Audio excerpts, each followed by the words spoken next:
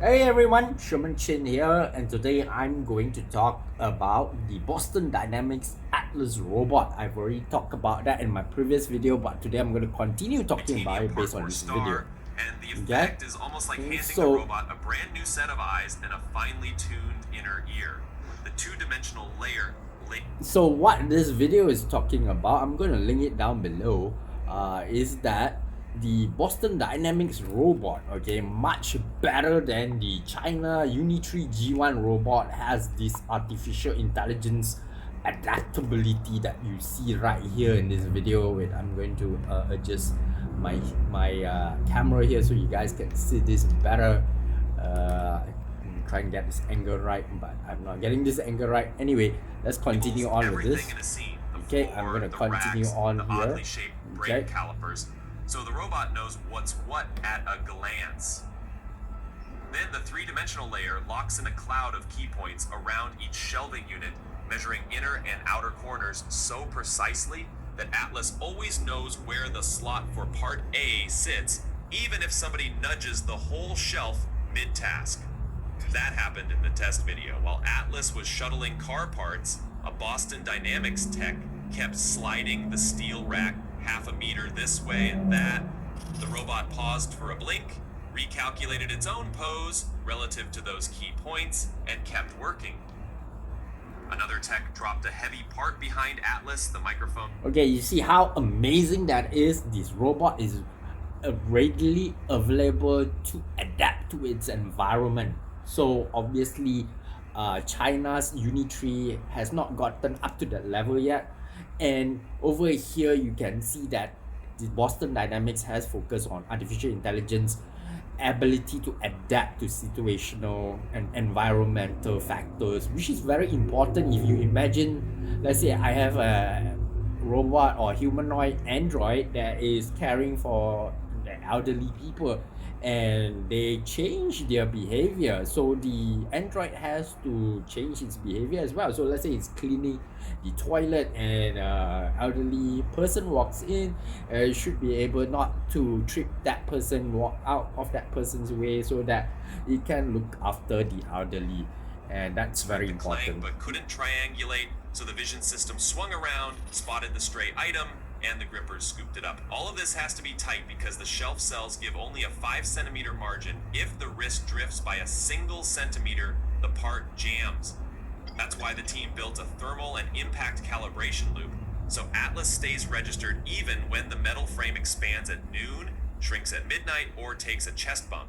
They're calling the next frontier athletic intelligence. So athletic intelligence is what Boston Dynamics is good at. Now compare this to what I mentioned before of the Unitree G1. Unitree G1, you can see that China technology right now is more innovative than creative.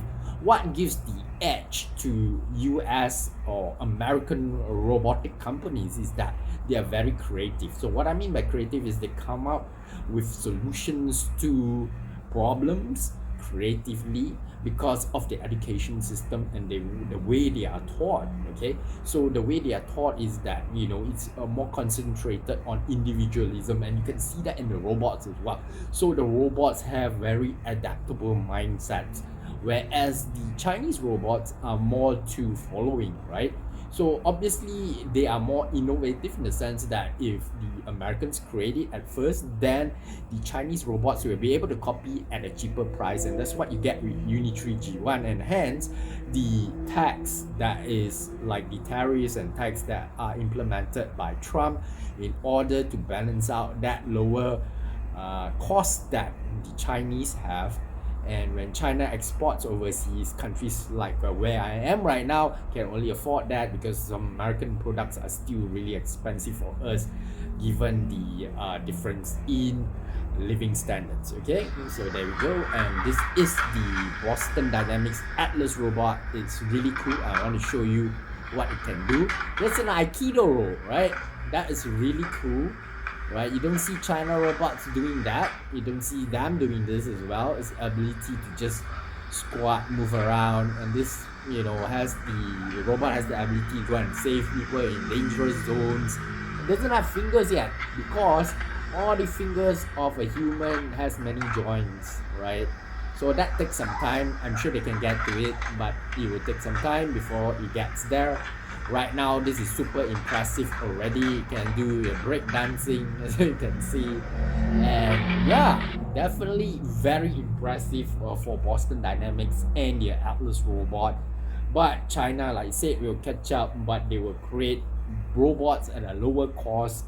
And I guess that's how the balance of the world works right now. If you want to change that, that artificial intelligence itself has to allocate resources so that we can move from capitalism to, say, Marxism, where Karl Marx actually advocated the equal distribution of wealth only with technological advancement. And I believe in that because with artificial intelligence, the robots or the humanoid robots or whatever, the artificial intelligence supercomputer will be able to work with humans to allocate resources efficiently to so that everybody will be able to live a life where we can be creative. Okay, so I know some of you might say that's a utopian future, you don't believe in socialism, but this is not socialism, not communism, but the actual Marxism, where Karl Marx was talking about using technology to allocate the resources fairly. Okay, now why would humans want to do that? Because that will come a point where artificial intelligence, AI, and robots will be more efficient than humans. So humans working will actually not be beneficial for the human civilization as a whole. Robots itself can generate better returns when they work, and humans can generate better returns when we are creative. So don't be afraid of the AI taking over the human jobs. In fact, go watch Megan. I did a review on it. Check my link down below for the review of Megan 2.0, which surprisingly is about robots and how we humans can coexist with robots. Teach them, because we are the parents. Okay, don't assume that that robots will and artificial intelligence will take over humans like in Terminator, because even if you watch Terminator Zero, there is a robot or artificial intelligence that will learn from humans, because we are their parents and we teach them how to be able to coexist together and make humanity better, because robots and artificial intelligence are our children. So go check out Megan 2.0 if you haven't already. And thank you so much, guys.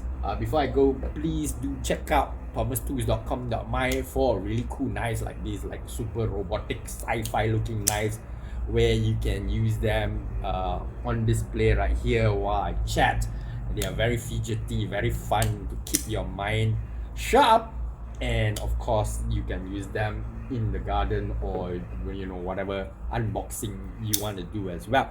All right, thank you so much, guys. Use a link down below for Thomas Tools discount as well as NordVPN discount in case anybody spies on you in this digital age. Thank you so much, guys. I will see you guys in the next one. Take care now. Bye.